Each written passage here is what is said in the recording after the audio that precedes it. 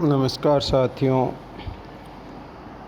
आर्थिक भूगोल में आज हम विश्व कृषि प्रदेशों का वर्गीकरण किस प्रकार से किया गया और कितने कृषि प्रदेशों का निर्धारण किया गया उस विषय पर चर्चा करेंगे।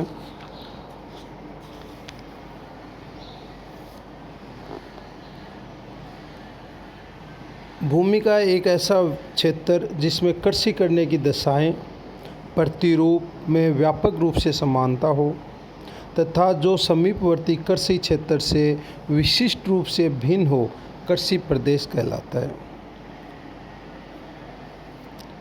इसमें दशाएं और प्रतिरूप का अर्थ है कि फसलों की किस्म, उनकी उत्पादन विधि, कृषिगत भूमि का उपयोग। प्रदेश विशेष में इन तत्वों की समानता कृषि कार्य में प्रयुक्त यंत्रों, कृषक के आवास व जीवन स्तर से भी प्रदर्शित होती हैं। प्रत्येक कृषि प्रदेश अन्य कृषि प्रदेश से कुछ विभिन्नता लिए हुए होता है। अब कृषि प्रदेशों के वर्गीकरण के लिए कुछ तत्व को आधार मान के वर्गीकरण किया गया। 1936 में डी व्हिटलसी द्वारा कृषि प्रदेशों को 5 आधार पर वर्गीकृत किया गया। पहला था कृषि फसल व पशुपालन का साथ साथ उपयोग, दोनों सहचर होकर कार्य करते हैं। दूसरा था कृषि उत्पादन विधियों के आधार पे, कोई पशुओं से करता है, कोई मशीनों से कृषि उत्पादन करता है। तीसरा है कृषि भूमि में कितनी पूंजी का निवेश किया गया और किस कार्य के लिए किया गया। चौथा वर्गीकरण, कृषि उत्पाद का बाजार में क्या उपयोग किया जाता है, क्या उनको बेचा जाता है या आवश्यकताएं पूर्ति करने हेतु घर में ही रखा जाता है। और पांचवा था कृषि कार्य में कौन कौन से यंत्र, आवास, अधोरचना का निर्माण किया गया। इन तत्वों को आधार मानते हुए व्हिटलसी ने 13 कृषि प्रदेशों का वर्गीकरण किया, जिसको मान्यता मिली हुई है। सर्वप्रथम बेकर महोदय ने कृषि प्रदेशों निर्धारण में प्राकृतिक कारणों को आधार माना था। इसके बाद व्हिटलसी, हॉडसन व डिके ने आर्थिक कारकों को महत्व दिया था और बोवेन ने तुलनात्मक रूप से सांस्कृतिक कारकों को अधिक महत्व दिया। 1936 में व्हिटलसी ने जो 13 कृषि प्रदेशों का वर्गीकरण किया था, उसमें आर्थिक कारक, पशुओं का सहचर होना, पूंजी, भूमि का उपयोग, उत्पाद का बाजार में क्या उपयोग किया गया आदि के आधार पे 13 कृषि प्रदेश बनाए। उसमें प्रथम चलवासी पशुचारण प्रदेश, दूसरा व्यापारिक पशुचारण प्रदेश, तीसरा स्थानांतरणशील कृषि प्रदेश, चौथा प्रारंभिक स्थायी कृषि प्रदेश, पांचवा चावल प्रधान गहन निर्वाह कृषि प्रदेश, छठा चावल विहीन गहन निर्वाह कृषि प्रदेश, सातवां व्यापारिक बागाती कृषि प्रदेश, आठवां भूमध्य सागरीय कृषि प्रदेश, नौवां व्यापारिक अन्न उत्पादक कृषि प्रदेश, 10वां व्यापारिक फसल व पशु उत्पादक कृषि प्रदेश, 11वां व्यापारिक दूध उत्पादन कृषि प्रदेश और 12 नंबर पे निर्वाह फसल एवं पशु उत्पादक कृषि प्रदेश और 13वां है वो है विशिष्ट कृषि प्रदेश। इन 13 कृषि प्रदेशों से अधिकतर कृषि प्रदेशों पे हमने विभिन्न वीडियो में चर्चा की है। आज हम चलवासी पशुचारण प्रदेश पे चर्चा करेंगे। जैसे नाम से ही हमें ज्ञात होता है कि पशु पालन की वो विधि जिसमें पशुओं को चराने के लिए साथ साथ में पशुपालक एक स्थान से दूसरे स्थान पे घूमता है उनके साथ, तो ये घास के मैदानों में इसे ज़्यादा उपयोग में लिया गया। चलवासी पशुचारण अफ्रीकी, एशियाई शुष्क प्रदेश तथा घास वाले टुंड्रा प्रदेश में मिलता है। इसमें प्रमुख रूप से किर्गिज एवं लेप आदि कबीले इस व्यवसाय में लगे हुए हैं। अपने पालतू पशुओं को एक स्थान से दूसरे स्थान पर चराते हुए घूमते रहते हैं। यहाँ वर्षाई कमी, अधिक ठंड,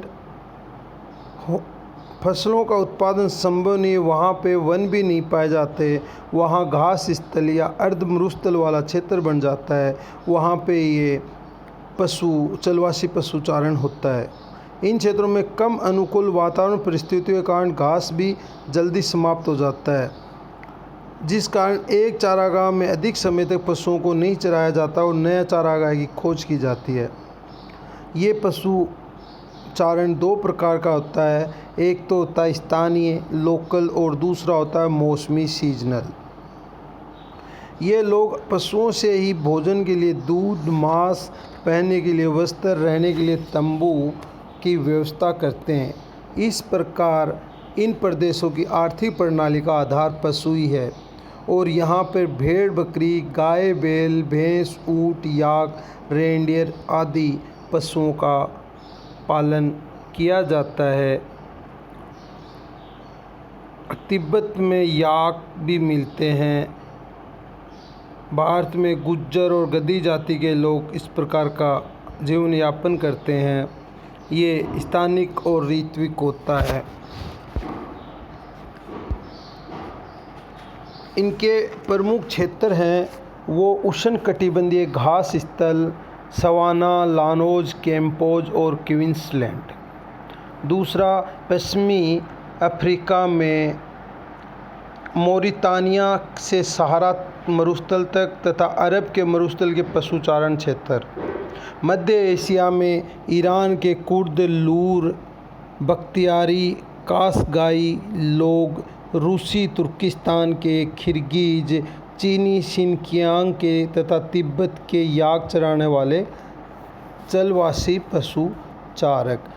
यूरोप में आर्कटिक महासागरीय तटवर्ती क्षेत्रों में और टुंड्रा में बहुत से मानव रेंडियर नामक 12 सिंगा पशुओं के चारक हैं।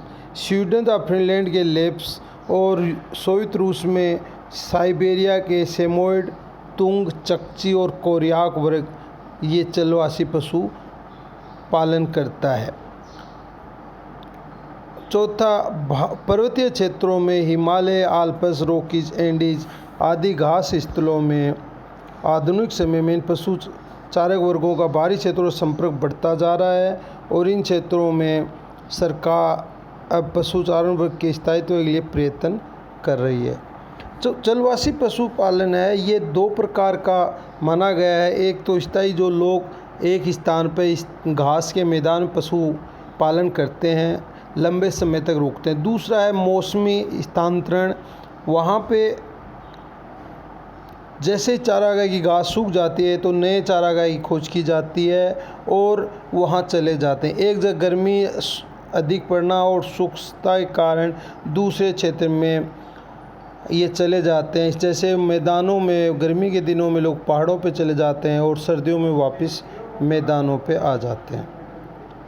चलवासी पशु चारण के बाद हम व्यापारिक पशुपालन कृषि के ऊपर चर्चा करेंगे।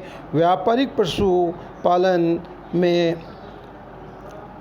थोड़ा आधुनिक रूप आता है और लोगों को बड़े बड़े बाड़ों में, बड़े बड़े स्टेशनों पर, रेंचों में पशुओं पाला जाता है और उनका उपयोग है वो व्यापार के लिए किया जाता है। मांस प्राप्त करने के लिए पशुओं का पालन ऐसे चारागाहों में होता है जिसमें चारे की फसलों भिन्न प्रकार की फसलें उत्पन्न कर ली जाती हैं। इन प्रदेशों में वर्षा की मात्रा 45 सेंटीमीटर से 80 सेंटीमीटर तक होती है। पशुओं चारागाहों की प्राकृतिक घास तथा खेतों से उत्पन्न चारे से उनका पालन किया जाता है। चारे की फसलें मुख्यतः जाड़े की ऋतु में उत्पन्न की जाती हैं।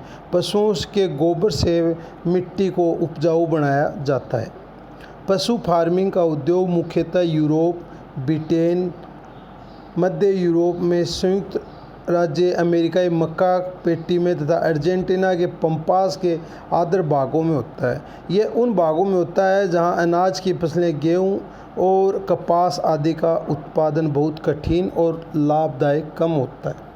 पश्चिमी अफ्रीका, ऑस्ट्रेलिया, न्यूजीलैंड, पेंटागोनिया, गागनचोपा, ब्राज़ील, वेनेजुएला पठार, दक्षिणी पूर्वी अफ्रीका के पठारी भागों में व्यापारिक पशुपालन होता है।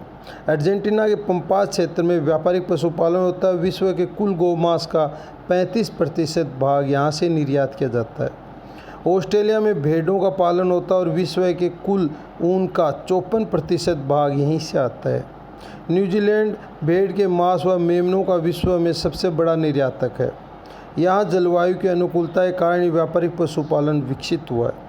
दक्षिणी अफ्रीका वेल्स में भेड़ें पाली जाती हैं। यहाँ की मोहरे भैंस बकरी विश्व प्रसिद्ध है। दक्षिणी अमेरिका में ओर्निको बेसिन के लानोज और ब्राज़ील के कंपोज व ग्रान चाको में व्यापारिक पशुपालन किया जाता है।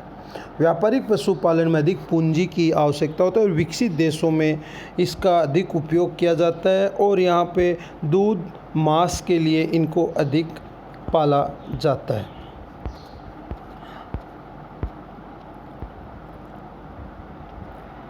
गहन निर्वाह कृषि एवं मक्का पेटी। इसमें खाद्य फसलों का उत्पादन स्थानीय उपयोग के लिए होता है। मानसूनी प्रदेश में ऐसी कृषि होती है जहां चावल की प्रमुख फसल है। इसके अतिरिक्त गेहूं, ज्वार, बाजरा आदि भी पैदा होता है। इसमें खेतों की जोत बहुत कम व खेत बिखरे हुए होते हैं। गहन निर्वाह कृषि को 2 भागों में वर्गीकृत किया गया है। चावल प्रधान कृषि को सावा कहते हैं, दूसरी को शुष्क कृषि कहते हैं। जहाँ 200 सेंटीमीटर से अधिक वर्षा होती है और तापमान ऊंचा होता है वहाँ चावल बोए जाते हैं, उसे सावा कृषि कहते हैं। मानसून प्रदेश में गंगा, ब्रह्मपुत्र, इरावदी, सिक्यांग, ओंगो नदी के मैदानों में ये जनसंख्या अधिक मिलती है और यहाँ गहन कृषि की जाती है जहाँ चावल अधिक बोया जाता है। मक्का पेटी अमेरिका के मध्य आयो राज्य के दक्षिण डाकोटा तक विस्तृत क्षेत्र मक्का पेटी कहलाता है। यहाँ 40 दिन पाला रहित इसकी उत्तरी सीमा बनाता है। आयो राज्य के 45% कृषि भूमि पर मक्का की खेती की जाती है। यूएसए के 20% सूअर पालन का केंद्र यहाँ पे है। सूअरों को मक्का खिलाया जाता है जहाँ से सूअर शिकागो की मांस मंडी में जाते हैं। मक्का व सूअर पालन का सामंजस्य मक्का पेटी में किया गया है। मध्य एशिया के उच्च भागों में कपास, गेहूं व जौ आदि की असिंचित कृषि व्यवस्था को बोगानी कृषि कहते हैं।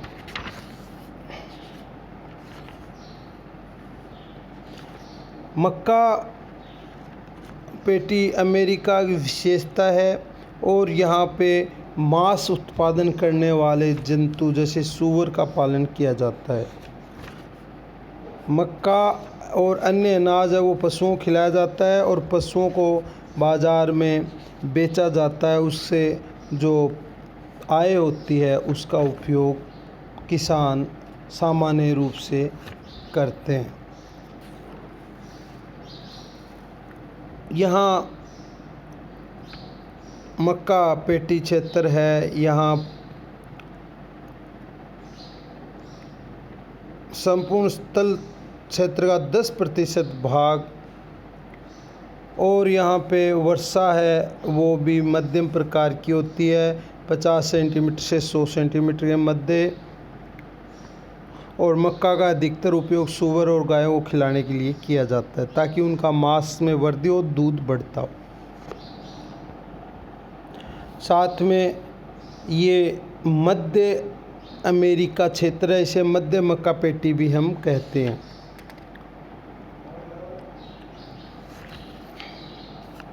तो आज हमने देखा कि व्हिटलसी ने 13 कृषि प्रदेशों का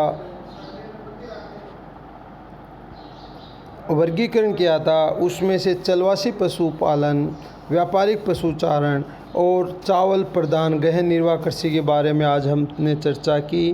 पिछले वीडियो में हमने सभी कृषि प्रदेशों के ऊपर विभिन्न वीडियो बना के हमने यूट्यूब पे अपलोड किए हैं। कोई भी समस्या है वो आप व्हाट्सएप नंबर पे या कमेंट्स में लिख सकते हैं। धन्यवाद।